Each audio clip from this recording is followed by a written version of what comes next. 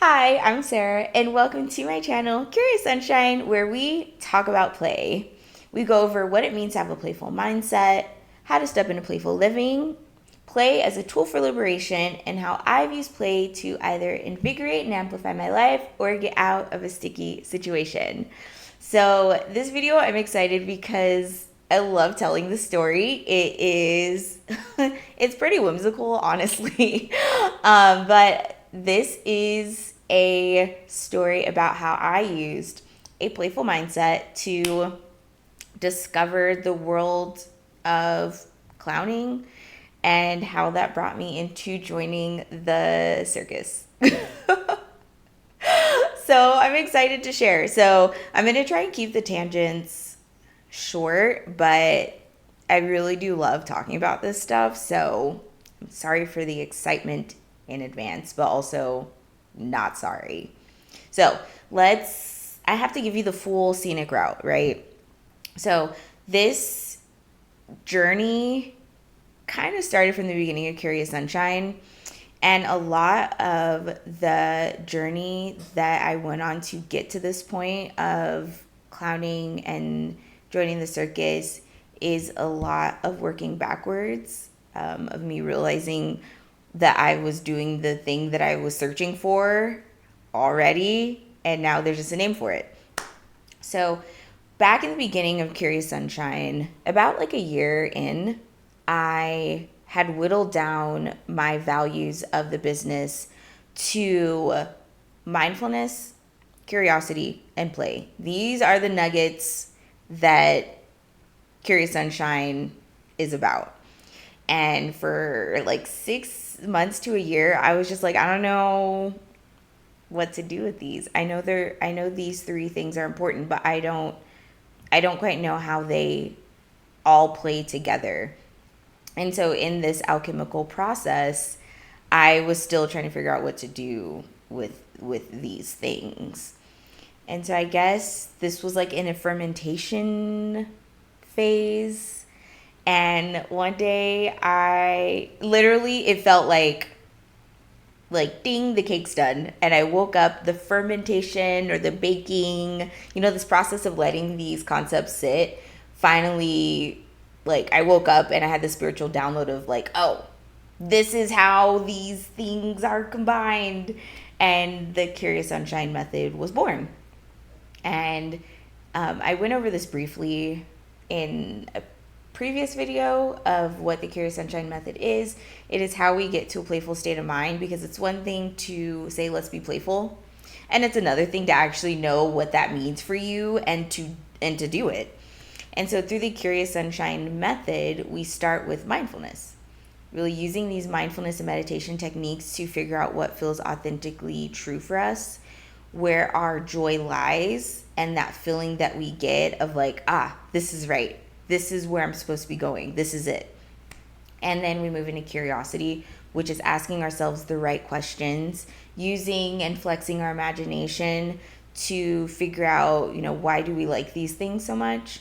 And how can we build on leaning into this more? And then to actively explore these findings through play. And so I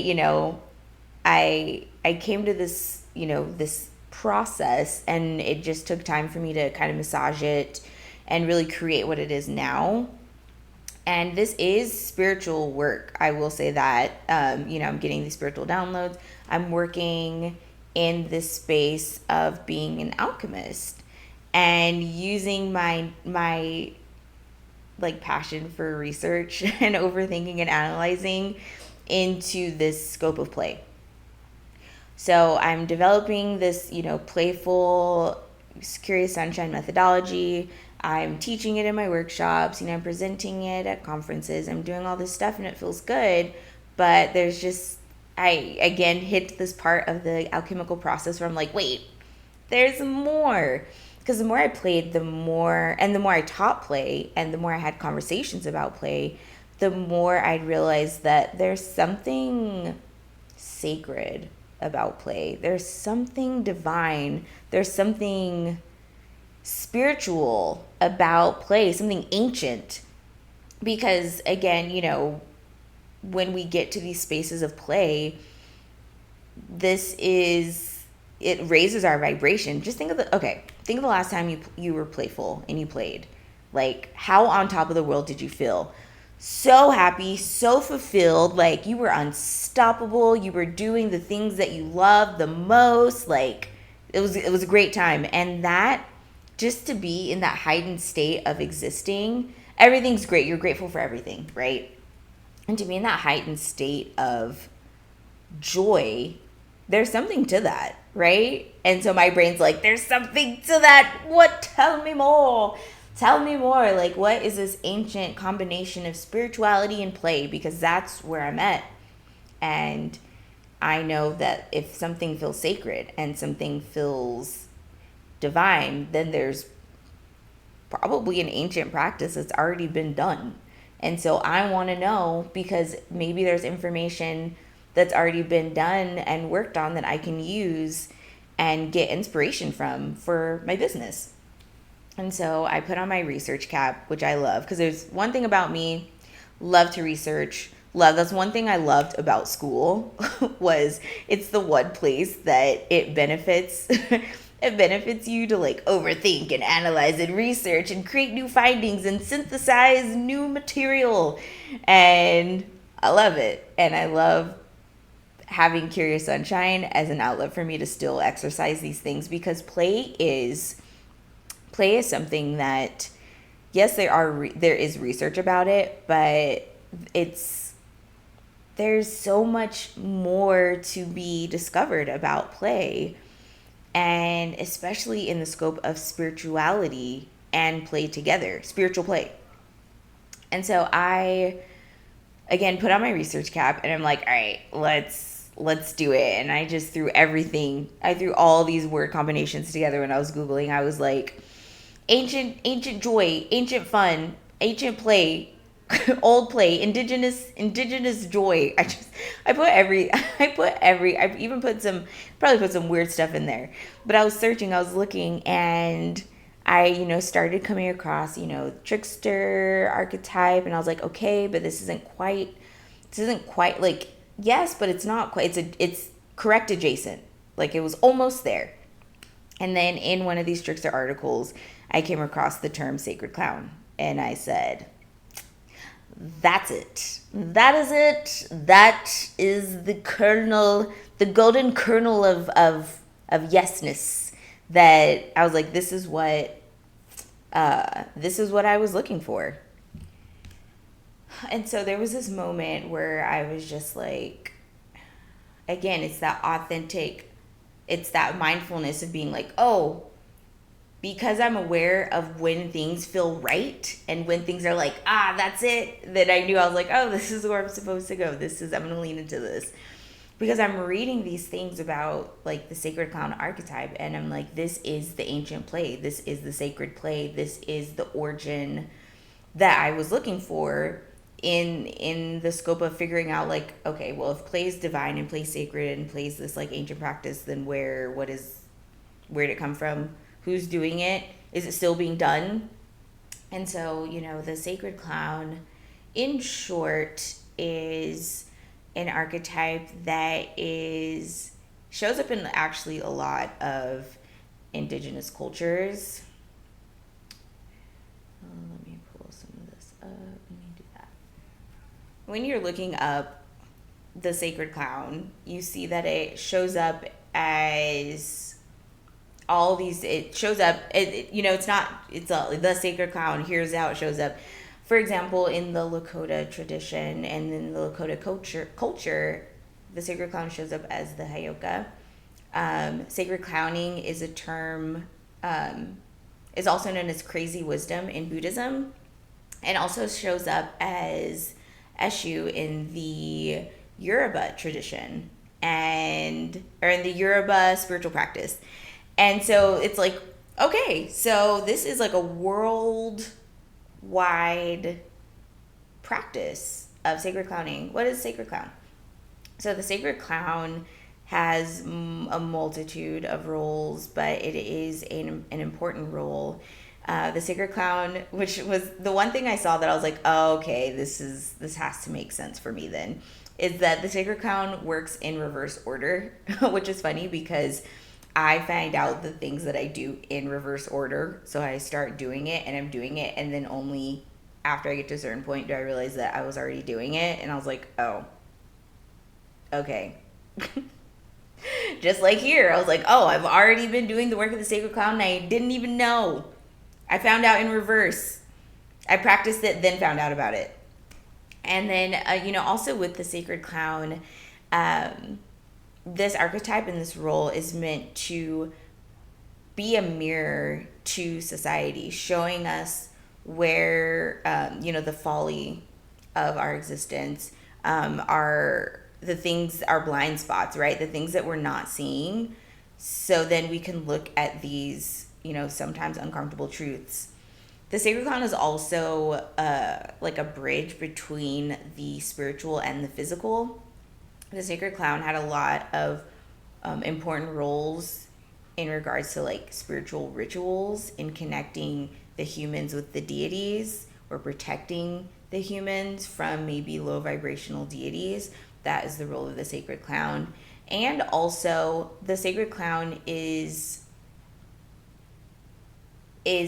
there to push against tradition and push against the status quo, by making fun of it. And I was like, oh, this is all me. This is what I do. This is what I do.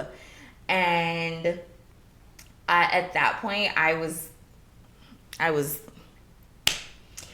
in a spiral of learning, epiphanies, revelations, and wow, this is what I'm doing and where I'm supposed to go. And to look at this in a spiritual sense, if we are being called into these roles, these ancient roles, then, really reflecting of like, were there parts of my life that were rites of passage to get me familiar with working backwards, with putting myself in the spotlight, and really bridging these two worlds of spirituality and physical, and just really looking at these roles and reading about the Sacred Clown and reflecting on the parts of my life that this showed up in, and realizing that this was part of my calling, to be a Sacred Clown or to take on the Sacred Clown archetype. So I'm like, cool, perfect.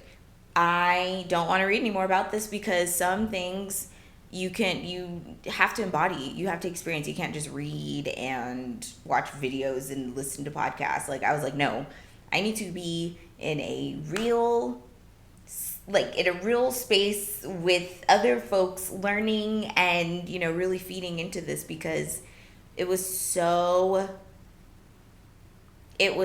important, and it just like was lighting up my spirit. I was like, I have to do more. So I'm looking and I'm like, okay, Sacred Clown, is there a class? What do I do? Is there someone I could talk to? And I looked at the clown school website, and I saw on there that they were starting a Sacred Clown class literally like 2 weeks after I even discovered that this term even existed. And I think that's a great part about when we are following our path. It's like ding, ding, ding, ding, ding. Here's all these opportunities and people and things, and here's this way. And so when you are on this path and you get it, like, it's like you solve the riddle almost. It's like you solve the riddle. You can move on to the next stage. And it's like, yes, I figured out that sacred clowning is something that's pivotal to my life and my purpose. And now I get to move on. I get to learn about this now, and I get to do things.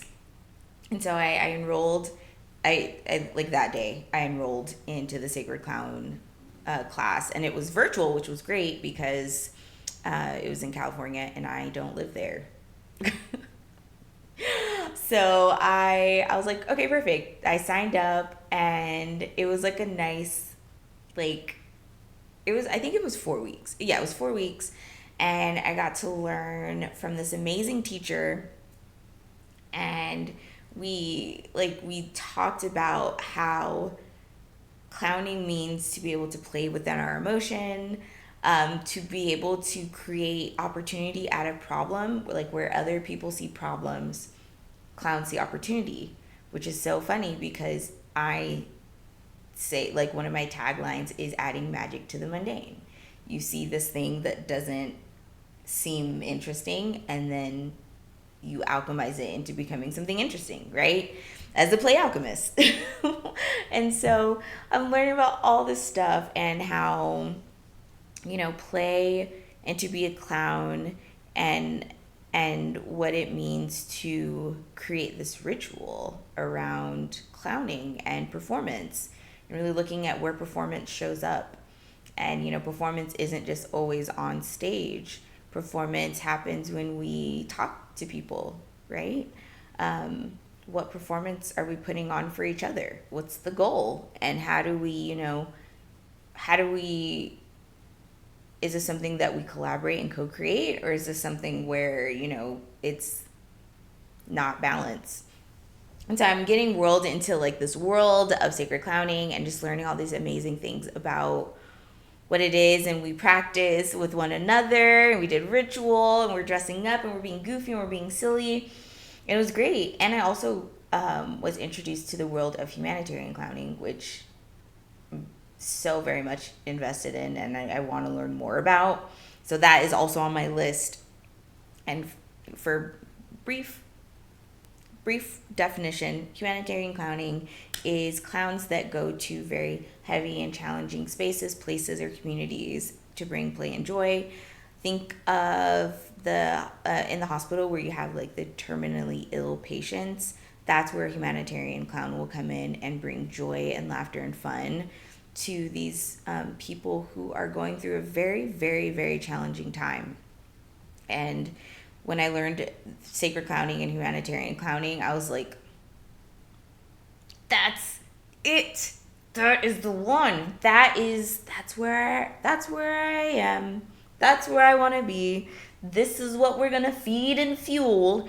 And so I was just like, yes, this is blowing my mind of inspiration. So the class ended and I needed more. So I was like, cool. So I kept going back to this article that I kept reading about sacred clowning. And it was so good that I was like, let me look on this website to see if there is some sort of class, webinar, a person to contact that I could hit up and be like, can we hop on a Zoom and talk more? And I look, this was like immediately after the online course.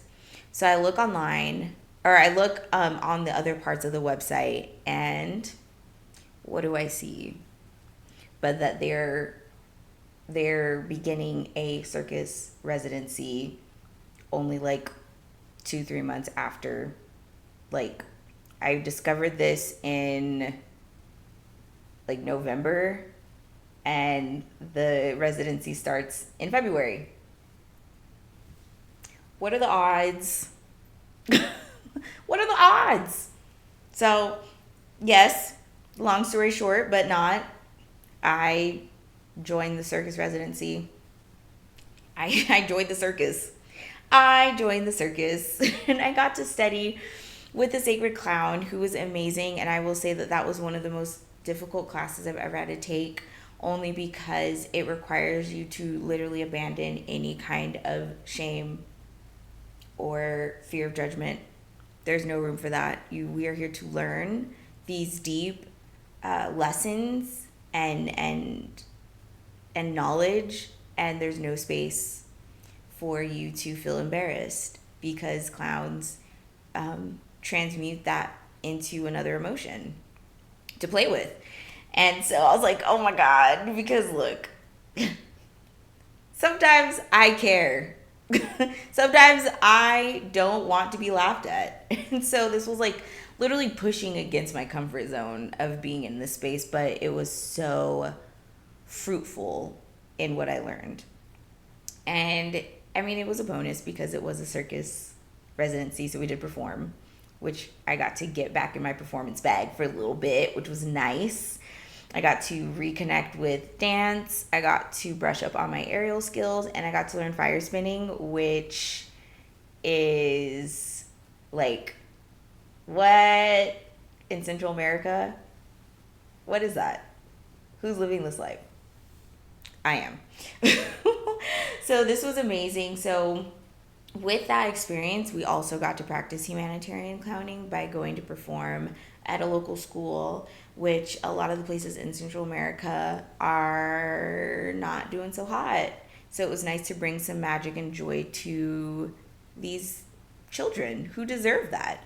And then we got to perform for the community, which was really nice. I love a good opportunity to put on a costume or an outfit and rehearse and practice and bond with other folks. So it was definitely an amazing experience, definitely one of a kind. And in hindsight, it's kind of funny because as a kid, and I realized this like after the fact, but I was like, as a kid, I low-key wanted to join the circus. Like, I wanted to run away, join the circus, travel, put on pretty sparkly outfits, do tricks, and do all this fun, whimsical stuff. And then, boom, there I was doing the very thing that I wanted to do as a kid.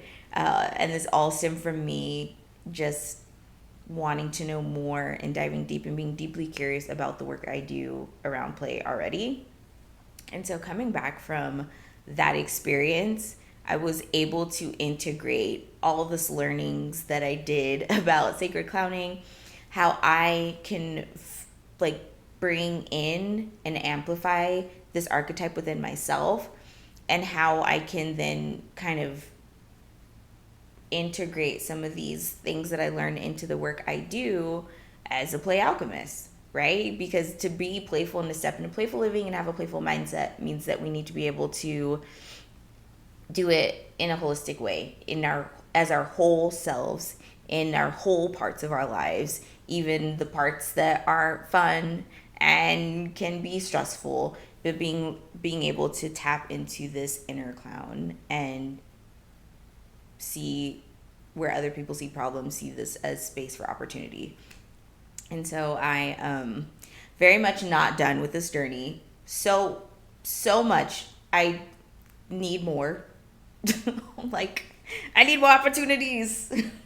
I need more opportunities to dive into this role of sacred clown, and really I'm still in this active exploration phase of this discovery. And to kind of bring it back to the Curious Sunshine methodology, right? I came to this through a playful mindset. I came to this invitation for adventure, self-discovery, authenticity, and liberation, and joyful healing through a playful mindset. Being mindful of the fact that play feels sacred and ancient, and knowing in my heart and in my authentic spirit that this was a thread I needed to follow. And knowing that I like and I feel so passionate about this for a reason. I was like, okay, I feel passionate about this for a reason. I'm having these questions and these thoughts for a reason. And then being curious enough to ask questions and Google and throw everything out when I'm searching. What is this? What are these words? How does spirituality and play combine? And then to discover what sacred clowning is, and then 3, actively explore that and play with that by taking classes, by joining the circus, by reading. I mean, yes, still read. I was like, we need more than that, but also yes, we need to read and learn, but also go experience. And so, in hindsight, I was like, oh yeah, here we go. I use the Curious Sunshine method again to come to this space of elevation and transformation, which is on brand because sacred clowns are, they bring play into these spaces for transformation. And so I really love just being able to share that story because I think it is really fun when I talk to people and I say, "Oh yeah, I joined the circus. I'm a clown." And they're like, "What? What?" And I'm like, "Yeah." And really talking about sacred clowning, because when we think of clowns, we think of like the red nose and the face paint, which I will admit, if it's too clowny, I get a little scared. I'm still a little scared of like the clowny clowns. Yeah. And it's funny because I went to, I've always, going back to like my childhood, like I had a fear of clowns. Like, what is that? Killer Clowns from Outer Space movie? Terrifying. I know it's cheesy. I know that it is a nice, campy 80s movie, but just the clowns didn't have to look so scary. You know, scared of that. I do like the newer movies, but no, because I do like Tim Curry too. But the clown. No, if I go to, I went to Barnum and Bailey's as a kid. Nah, I don't. But I still liked the circus. I still liked watching Cirque du Soleil. I still liked watching the Universal videos, which, if you don't know what Universal is, it is an all-black circus. Please check it out because they're amazing. And it's on my list to actually go see one of their shows because I think it's super cool. So, really just looking back and just seeing how the circus what else? I also had this. I was a weird kid. I was always doing something new. Learning a new trick. And one of the tricks that I learned was balloon animals. I don't know how old I was. I was like 10, but I just, for some reason, I was like, I need to learn how to make balloon animals. And I did. And then I came back to it after I was done with like the circus, and I came back home. Oh, it was so weird. Someone was knocking on my door and I lost my train of thought, which is fine because we have to accept the follies of life. I forgot what I was talking about, but yes, clowns and circus and making it. I mean, yeah, it's my path. It feels good to be able to use my methodology to come back to this, but it also makes sense and it's able for me. Okay, so with all of this that I've been learning, it's given me a like, now that I know that this exists, it gives me like more confidence in the work I'm doing. It's like, oh, I'm taking this ancient practice and I'm bringing it to the front. I'm taking this thing that I'm being called to do that has been done for thousands and thousands of years, and I'm, bringing my flavor to it, which, makes me stop and think of like, the things that we are called to do. Are these things like ancient? Like I come from a line of sacred clowns, and because I was removed from my tribe because of slavery, I was disconnected from that. Or maybe, one of my guides, comes to, some of my guides are sacred clowns or fit those roles and are helping me step into, that place as well, and really thinking about that. Because that's so weird to just, like, it's a great story, but also it's like, sacred clown, why, and what? And it doesn't even matter because I love it. So yeah, that is, and also it like, it helps me feel more like, I feel more secure in my sense of self, especially as, this person that calls herself a play alchemist. It's like, play alchemy is sacred clowning.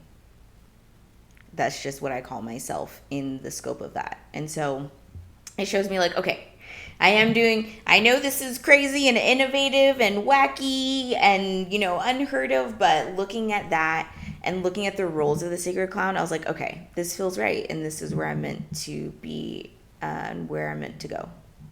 So I want to talk more about the sacred clown because I can again dive in deep about this. So maybe I might do that in a future video. But I also did a talk about this for a local event here in Denver, and I'm gonna post a link to it at the in the description, so you can see a like a more, I guess, a more animated talk about this with a fun slideshow. So check it out. If you like sacred clowning and this is something that you never heard of and it's blowing your mind, let me know in the comments.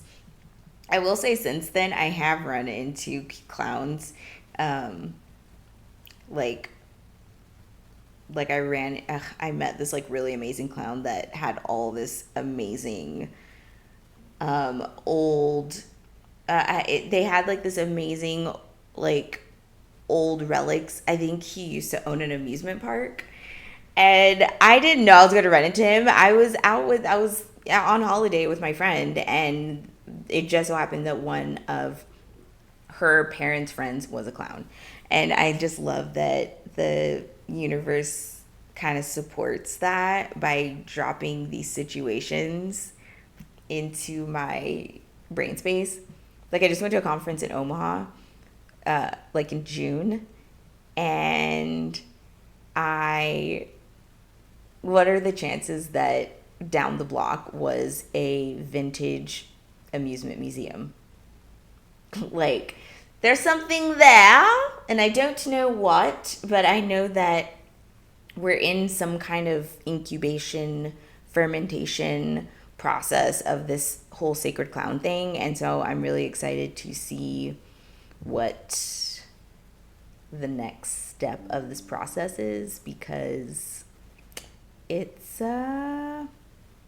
it's a wild one, but it's a fun one, and I'm glad I get to share it with you guys. So with that being said, thank you for watching. Please like, share, and subscribe to the channel, like the video, share it, interact in the comments. Are you a sacred clown? Did you have experience with sacred clowns? Have you joined the circus? Put it in the chat.